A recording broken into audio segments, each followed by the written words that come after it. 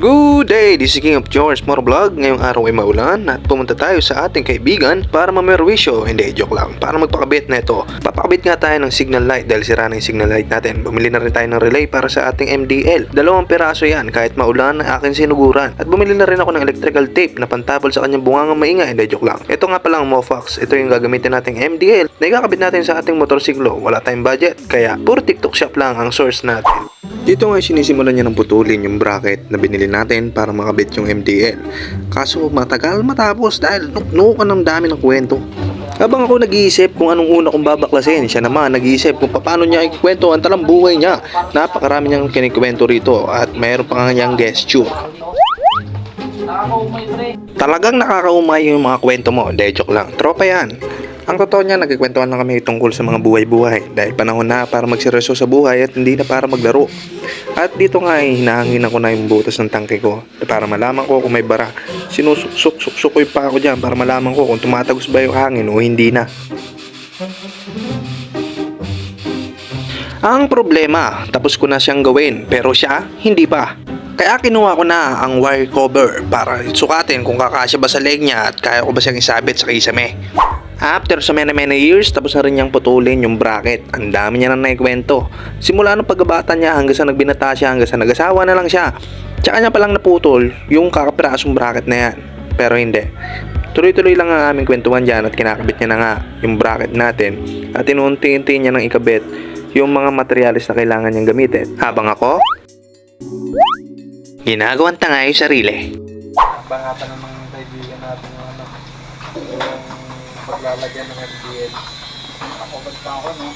Gusto ko nga sana papawelding ko sa kanya. Papagawa ko ng bracket. Customize. Hindi ba bumukol yung mukha mo dyan sa kakapalan? Binigyan mo pa ng mahirap na trabaho yung tao. Inabahala mo na nga ng tag-ulan. Binigyan mo pa ng problemang matagalan. Hindi na nga nakontento, meron pang dumahang isang nagkikwento.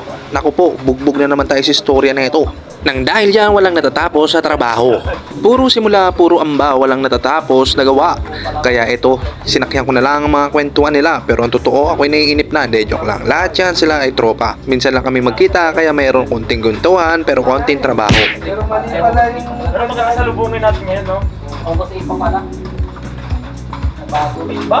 Oo, 8. Bago. Kala ko kasi 8 na bukas.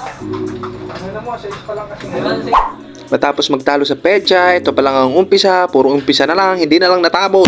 Yan, nakabit na niya nga yung bracket at binibigyan ko na ng montage. Pero matagal-tagal pa to dahil may sinisimulan naman siyang kwento.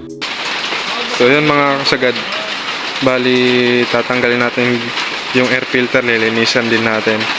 Tapos check niya yung gas cap. Dito nga niluhuran ko na siya para bilisan niya na yung trabaho. Ngayon, binubuga niya na ng hangin yung air filter ko. Pero totoo, palitin na talaga yan. Hindi yan pwedeng hangin-hanginan lang dahil papel yan. Pero ngayon, nakabili man na akong bago, kakabit na lang natin yan. Pero sa many problemas, ito nga, nakabit niya na yung ating auxiliary light. Tagal ng mekaniko ko. Napakabagal ng mekaniko ko. Agoy, kaubo! Grabe kwembot mo! At sa dami ng kwento, walang natapos na trabaho. Pero joke lang, ito ang second day natin. Ang naiwan na lang dyan ay ang pag-tune up at pag-ayos ng ibang wirings na pwede nating i-secure para maiwasan natin ang shortage. At ngayong araw nga na to na pagpunta ko ay wala siya. Tayo sa garahe ni Seksek. At yun, pinapagawa nga natin itong motor. So day 2 ngayon kasi busy yung tao na yun. So ito, yung ating tangke.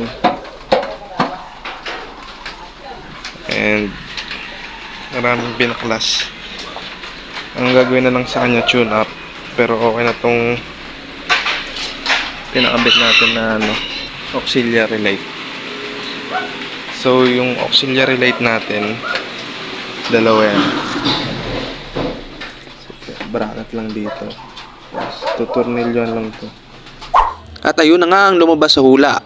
Gabi na nga kami natapos dahil hapon na siya nakabalik sa shop niya. Pero ito ang maganda. Nakabit na ang dapat ikabit at lahat ay okay na. Tapos, naka-domino switch tayo dyan. Domino switch. Yan.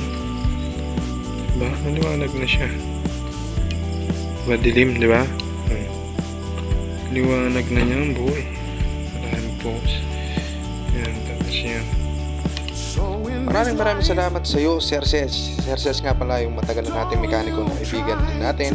At again, this is King of George Motovlog. Bye-bye. Or the good times will roll by.